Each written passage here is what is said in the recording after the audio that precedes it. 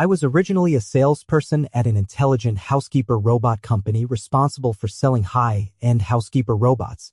Yesterday, the boss said that someone mistook me for a robot and wanted to buy me. I was greatly surprised and said, "Boss, although I'm very poor, I'm not planning to sell myself for now." The boss looked at me with a pained expression and said disdainfully, "The customer is a big president, a man. What are you thinking about? I've already asked the factory to make a robot that looks just like you in a hurry. When it's done, you just pretend to be broken. When he sends you back for repair, I'll replace you. I know I'm very handsome, so it's understandable to make a robot that looks like me. But I don't understand why he's in such a hurry. Can't we just ask President Brother to wait for 3 months?" The boss looked at me like I was a fool and said, "3 months? By then, it'll be too late. The competition is so fierce now, and there are plenty of other companies selling robots. That's your own business, boss. What does it have to do with me? I'm just a handsome young man who slacks off and gets the basic salary." Seeing that I didn't care at all, the boss sneered and said disdainfully, "1 million for 3 months. 1 million for 3 months. I immediately put away my nonchalant attitude and said righteously, "It's an employee's duty to share the boss's worries. This is what I should do." The next day, I dressed up neatly like a real robot and was sent by a truck driver to the so-called president's big villa. I heard from my colleagues that the customer I'm going to contact this time is Mr. Andrew from the famous Yuan group, who is elegant and generous. I'm relieved then. Presidents are usually very busy with their work, not to mention the president of such a big company. He won't have time to care about me. It'll be even easier for me to slack off and muddle through the days. This 1 million is so easy to earn. I'm already imagining the life of debauchery after getting the 1 million, and I can't help smiling. However, I regretted it the moment I saw the president. What elegance and generosity. Petty is more suitable for him. He still holds a grudge after all these years.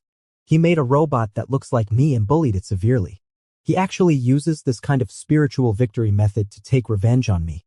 I was so focused on studying essentials and cultivation for housekeepers yesterday that I forgot to check the full name of the president of the Yuan group. If I had known who he was, I definitely wouldn't have come. It's okay to come, but the pay has to be increased. His name is Andrew. He was my arch enemy in high school. In high school, everyone knew that I didn't get along with the class monitor, Andrew. Actually, there wasn't any serious cause. I don't know if this guy was driven crazy by studying or what. He always seemed to dislike me for no reason. When I slept in class, he directly told the teacher. When I secretly smoked, he brought the dean to watch me. When I was in a puppy love, he sowed discord and broke us up. I still haven't figured out what I did to offend him back then. I finally couldn't bear it anymore. After school, I blocked him on his way home, planning to give him some pressure and let him know that I, Michael, am not someone to be trifled with. I finally waited for him after 2 days of blocking. I cornered him. Although he was taller than me, I was definitely more imposing. "Andrew, do you think you're so great? I warn you to mind your own business." His brows furrowed slightly and his eyes behind the glasses were dark and hard to read. He was scared. Looking at him cornered with nowhere to go, I patted his face and said proudly, "Call me daddy and apologize to me and I'll consider letting you go." He grabbed my hand and stared at me coldly. "You'd better not provoke me." No, who provoked who first? I was young and hot-tempered at that time. As soon as we disagreed, I was going to fight. I had a fight with him on the spot. As a result, I got scolded by everyone. Just because he's a good student, you're taking his side. It's like I'm the one bullying him unilaterally. I've remembered this grudge. From then on, I'd pick on him whenever I could, and I did succeed in getting my revenge later. I came to my senses and looked at Andrew in front of me, whom I hadn't seen in 8 years. A flood of emotions welled up in me. He still wore a pair of glasses, but he looked much more profound than before. I'm no longer as impulsive as before. Now that I've experienced a lot, I quickly calmed down. How could I go against money? I still maintained the fake smile characteristic of robots and bowed to greet him as if it were the first time I'd met him. "Hello, sir.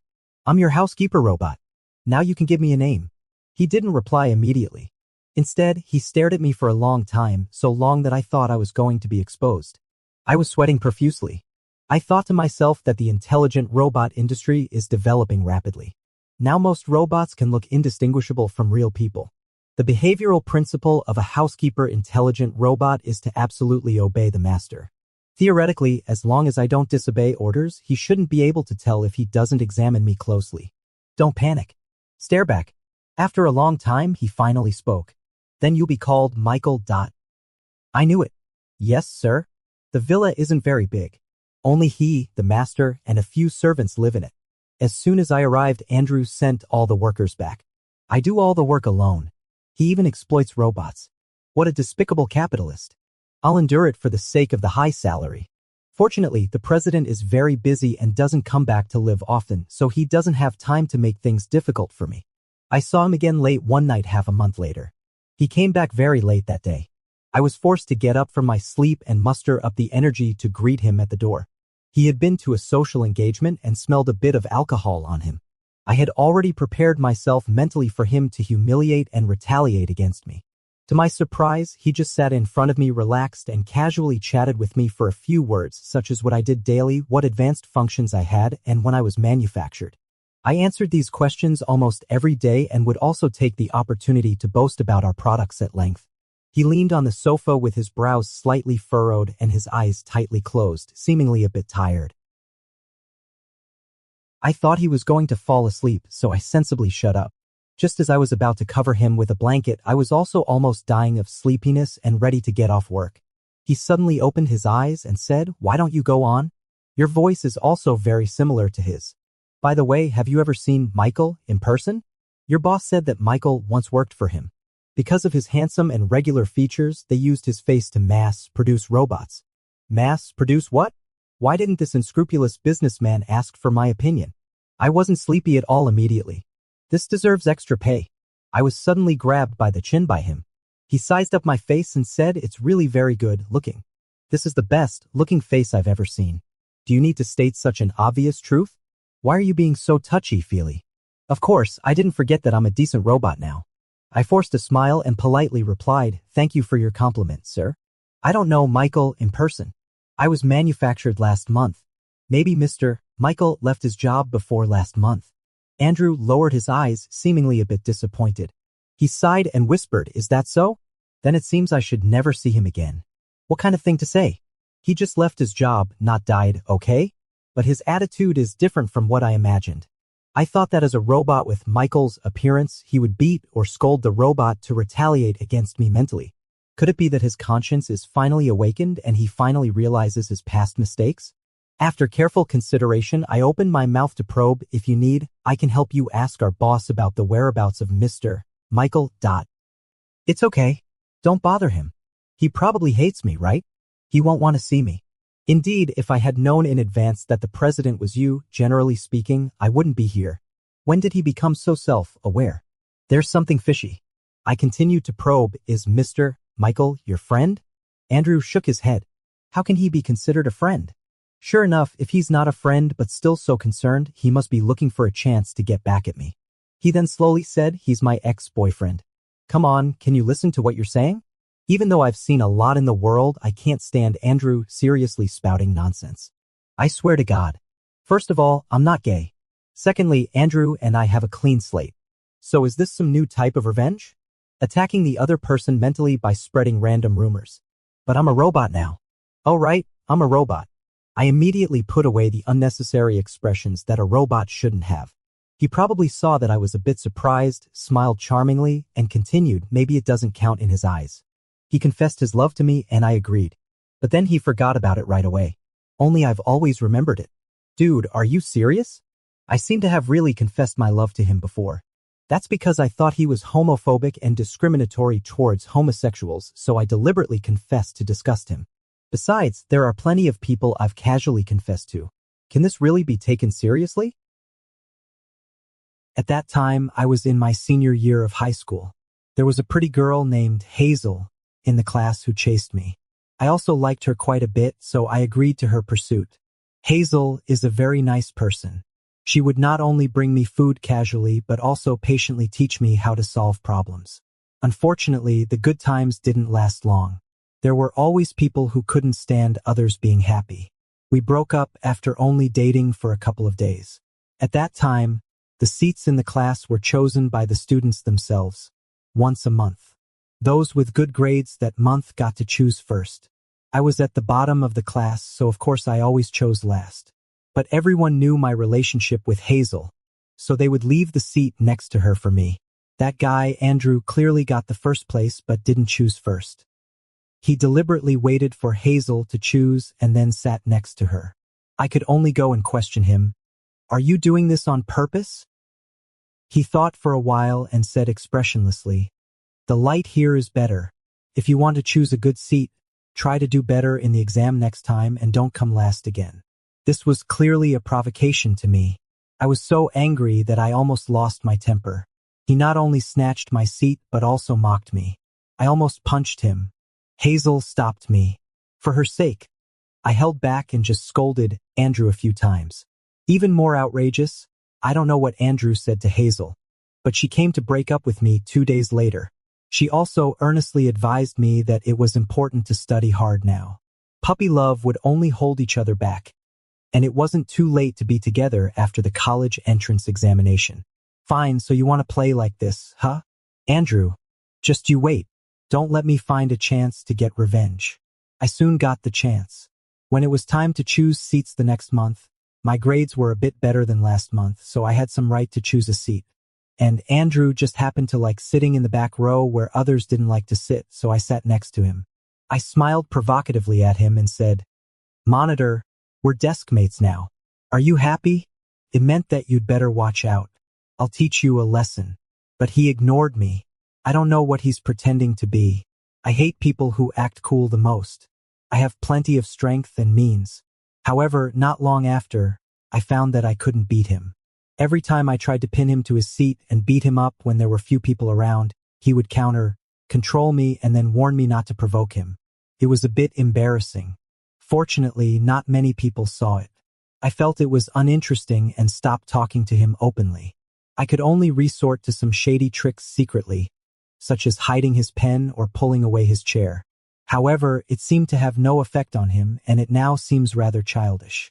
As for the confession, it was not long after that I found he seemed to hate having physical contact with me. He even disliked it when I accidentally touched him. I asked him, "You're not homophobic, are you?" He still ignored me. I deliberately got close to him, and as expected, he moved away in disgust. I seemed to have discovered a secret.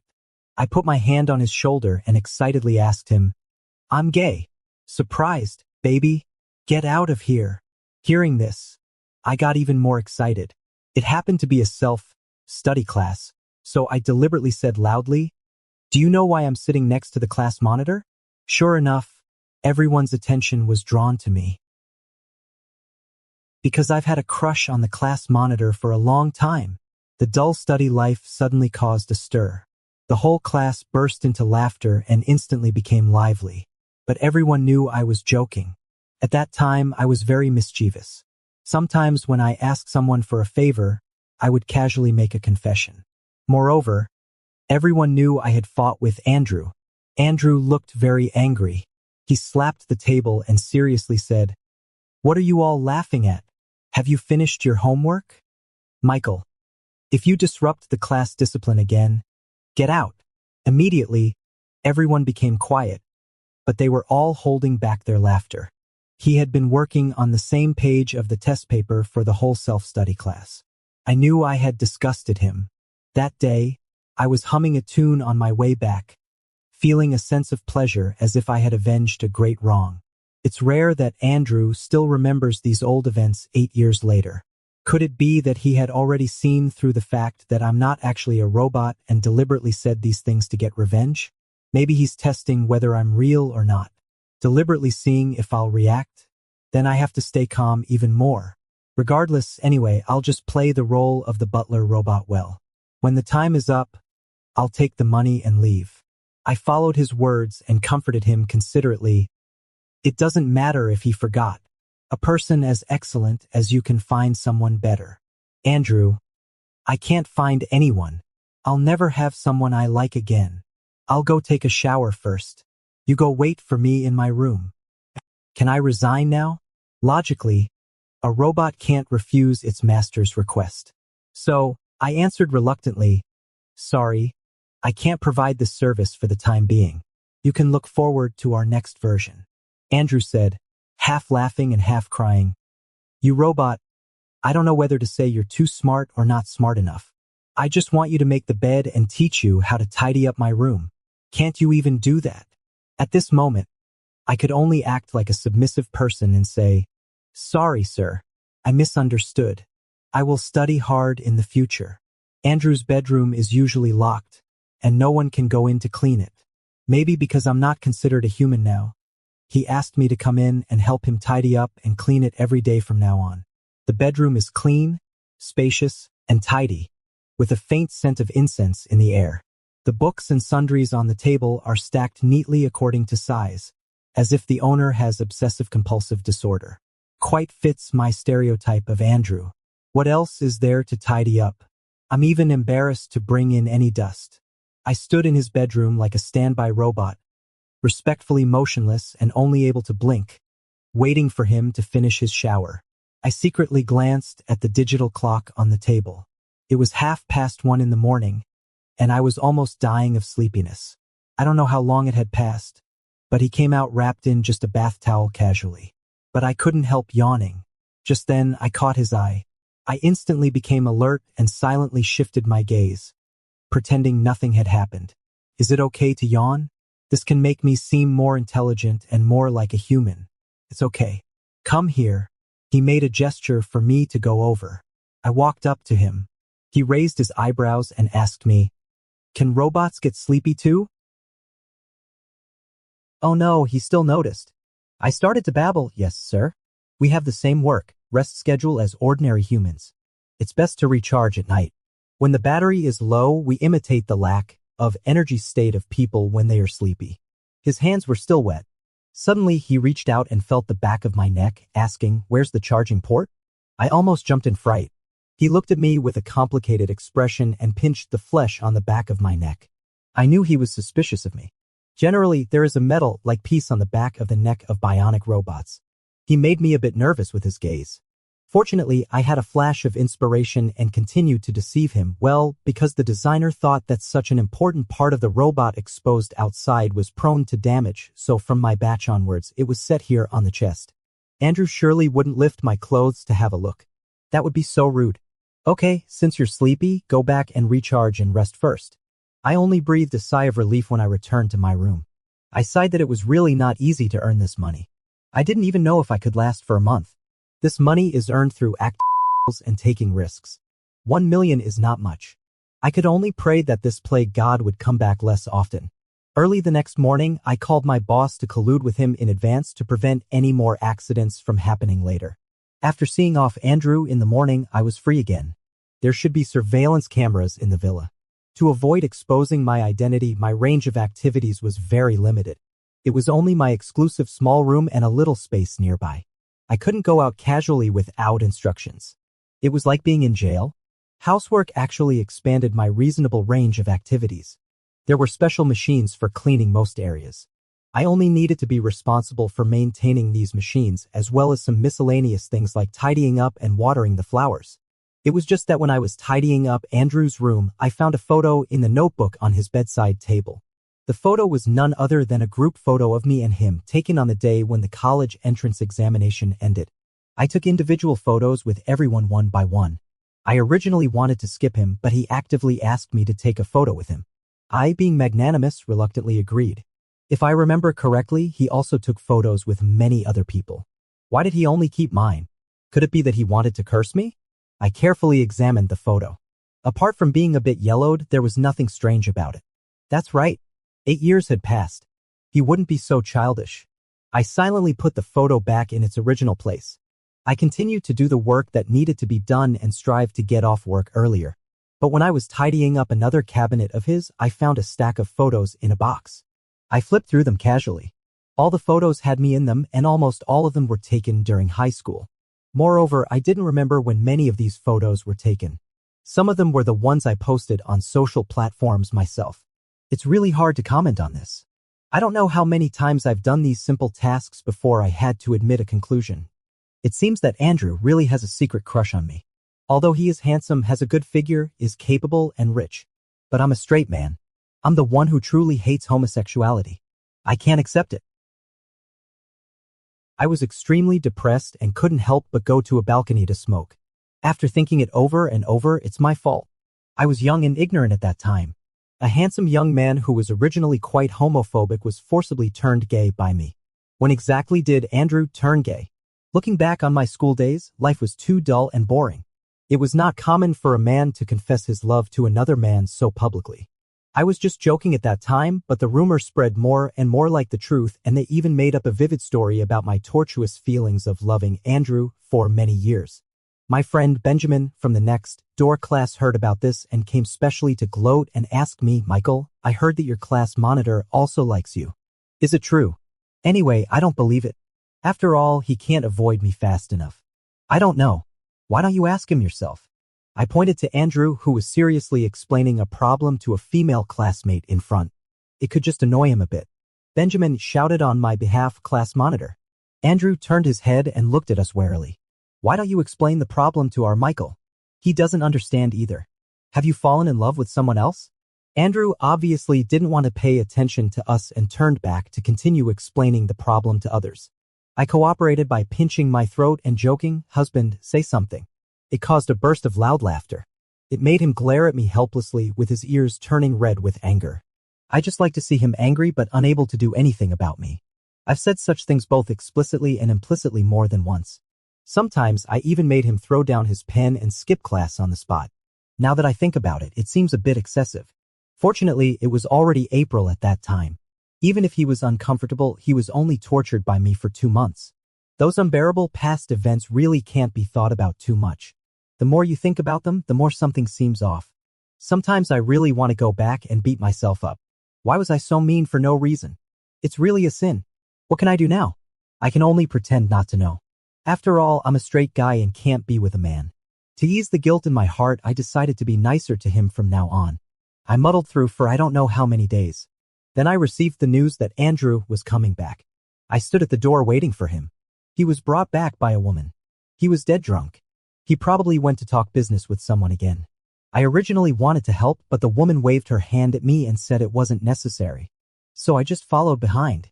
I chatted with her off and on. I learned that he indeed went to talk business. She told me that his stomach problems were all caused by drinking. She asked me to persuade him more in the future. How can I persuade him? I'm just a little robot. After sending him back to his room, the woman left. I was really disappointed. Judging from the way she seemed so familiar with the place, I thought she was the mistress here. At night, I was woken up by a message from Andrew. He asked me to make him some tea to sober up. I quickly made the tea and took it to him. When I entered his room, I saw him opening his portable computer and starting to work. However, his face didn't look good. He was a bit tired, holding his forehead, looking rather strained. Being the president like this. He's really not afraid of sudden death. At this time, as a robot, I should show some concern. "Sir, it's already very late. You just had some drinks and now you're starting to work right away. This isn't good for your health. It's best to rest for a night before working."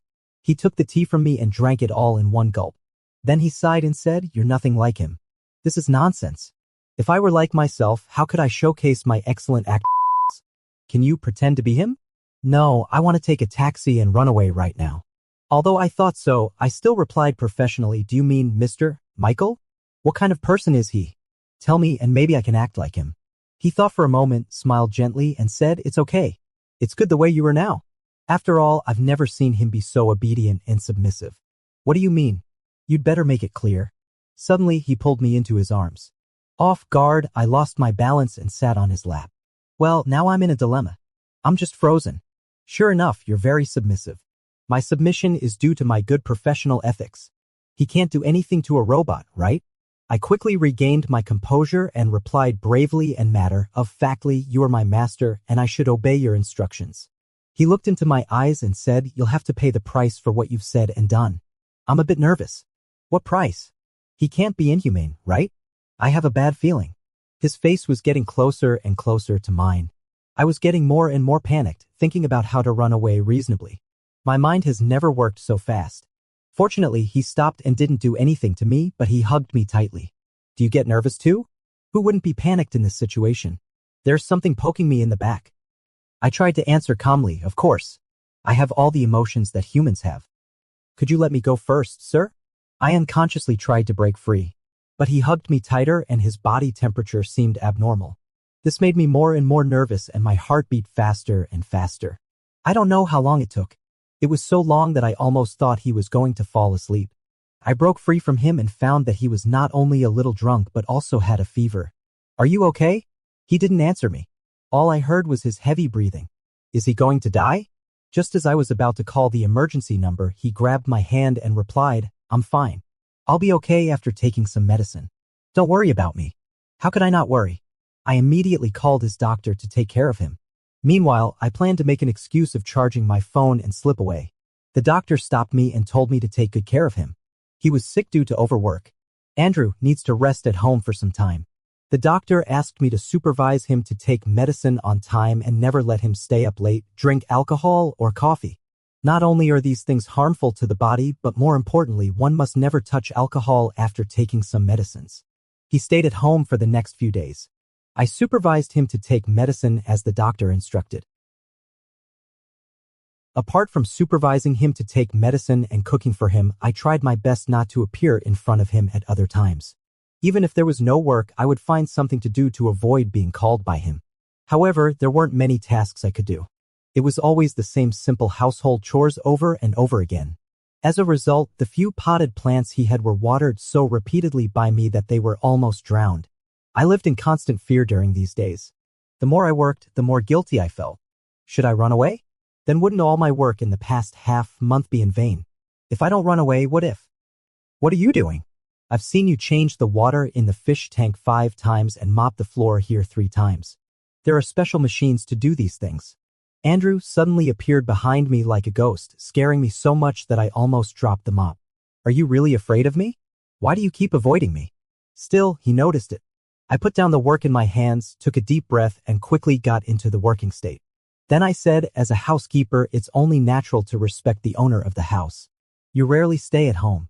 I hope to provide you with a better living environment. The work done by those machines may not be meticulous, and I can do better than them. Of course, if you have other instructions, you can tell me. Hearing this, Andrew actually laughed. You talk so much nonsense. Since you're so obedient, then I order you to stop working and not leave my sight. Is that okay? I was so nervous that my palms were sweating. Whether he gets angry or scolds me, I can understand, but what does it mean for him to laugh at me? I cursed him in my heart, but on the surface I said, yes, I'll follow your orders. I was forced to follow him closely. Although Andrew didn't do anything to me, the invisible pressure from him always made me feel that if he found out I was pretending to be a robot to deceive him, he would take me apart.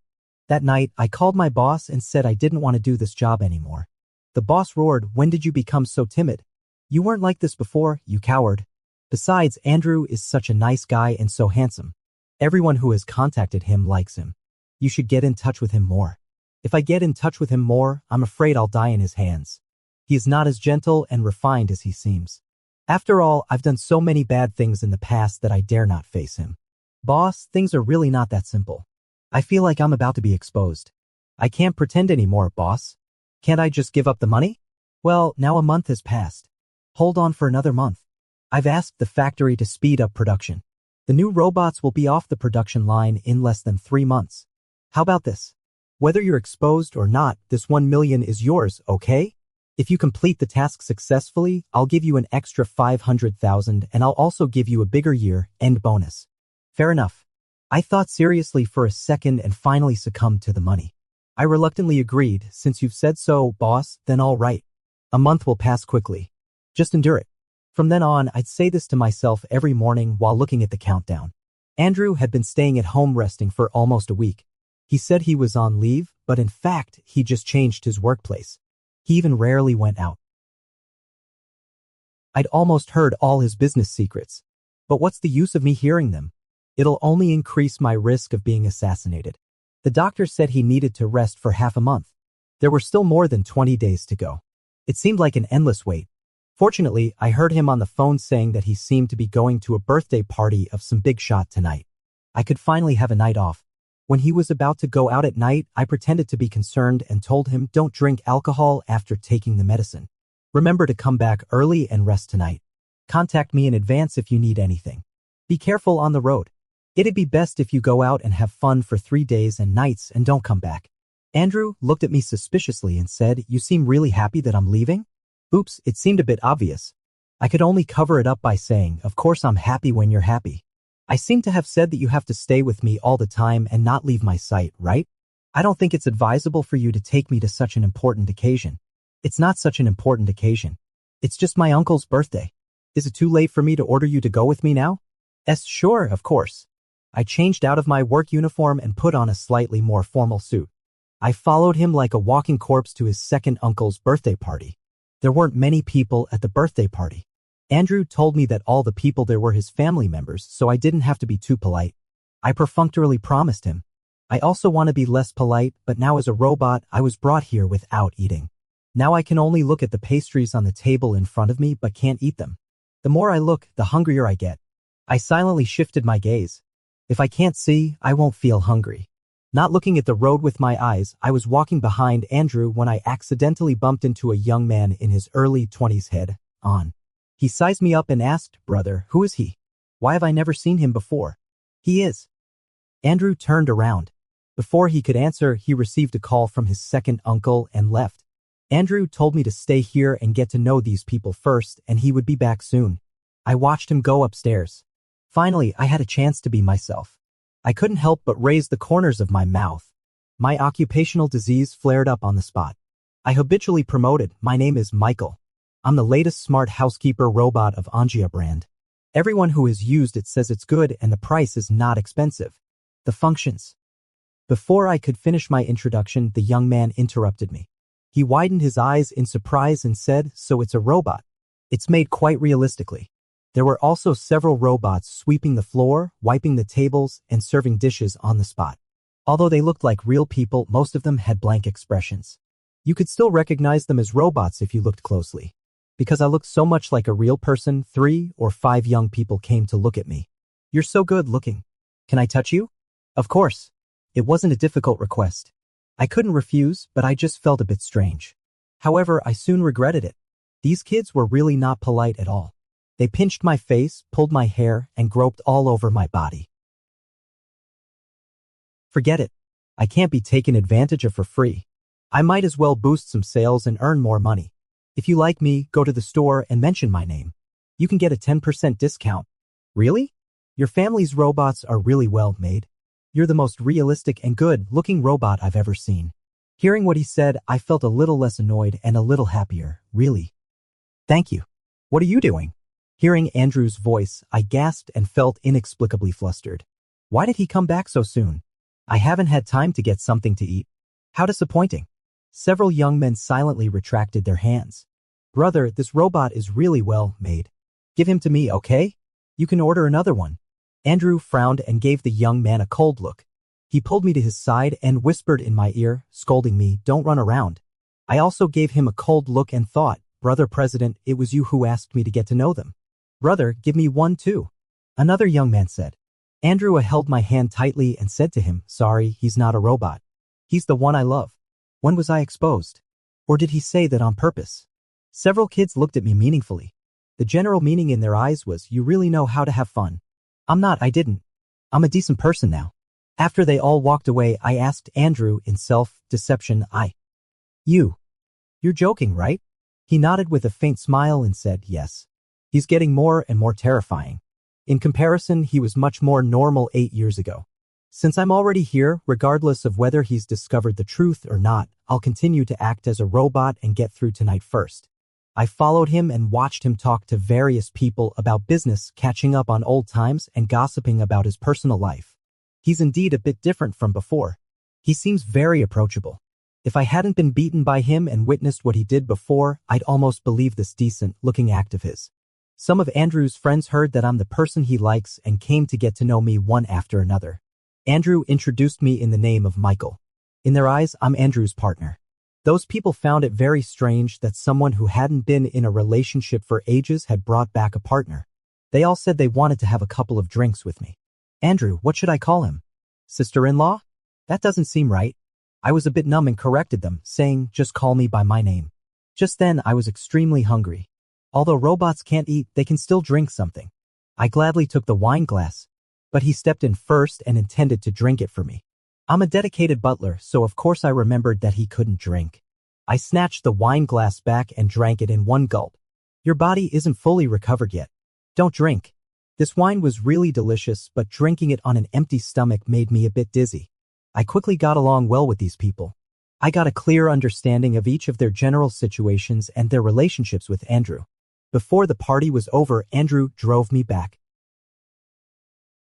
On the way, Andrew asked me some questions about my situation over the years.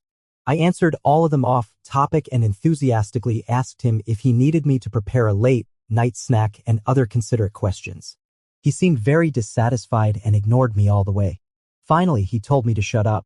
What could I do? It would be so embarrassing if I didn't pretend now. When we got home, I still followed him like before. So you like following me so much, huh? You told me before. If you don't like it, I can stop following you. Since you're so obedient, go over and lock the door first. I had a bad feeling and made up a ridiculous excuse. There's a fire at my home. I have to leave right away. Just as I was about to leave, the door automatically and quietly closed. My feelings for you. You should have known about them for a long time, right? Andrew let out a soft sigh. Why aren't you saying anything? The door isn't locked yet. If you want to leave, just go. I've been looking for you for so long and I'm already used to being alone. At worst, I'll spend the rest of my life by myself. At this moment, the sense of guilt reached its peak. I shouldn't have played such excessive jokes before. Let it be my fault. I have to admit that he is really excellent and I do have just a little admiration for him. But, just as I hesitated for a moment, the door locked with a click. Since you're not leaving, can I take it that you've agreed to let me pursue you? Okay. Is there any room for choice here? Seeing that I didn't say a word, he took a hard bite on my shoulder and a little bit of crimson blood trickled down my skin. Are you a dog, Andrew? I finally couldn't help scolding. Yes, so what? Not pretending anymore? Or has your robot learned to swear? After he said that, he even wiped the wound he had bitten with his hand. I grimaced in pain and had the urge to bite him back. Look, it bleeds. And where are your metal sheets? Where are they? Why can't I feel them? I never noticed how abnormal he was before.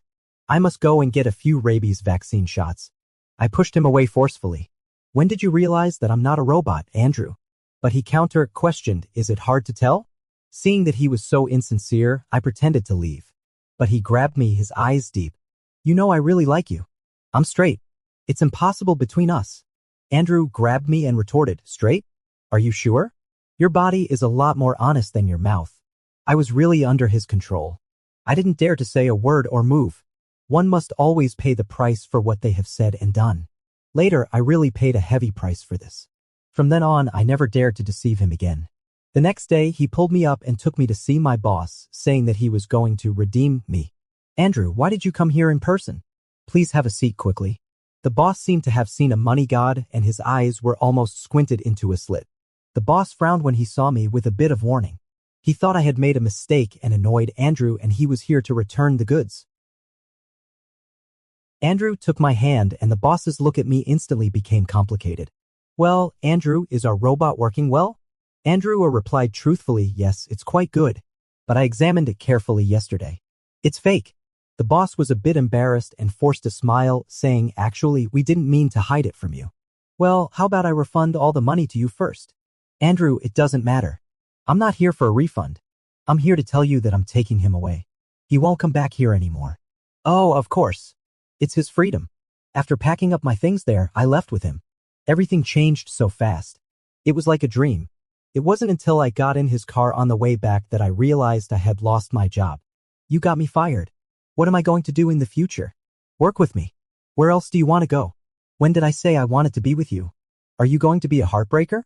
You're not only going back on your words, but also not willing to take responsibility for what you've done, right? I wanted to retort at first, but afraid of paying another heavy price, I could only reluctantly reply. No. Andrew was very satisfied.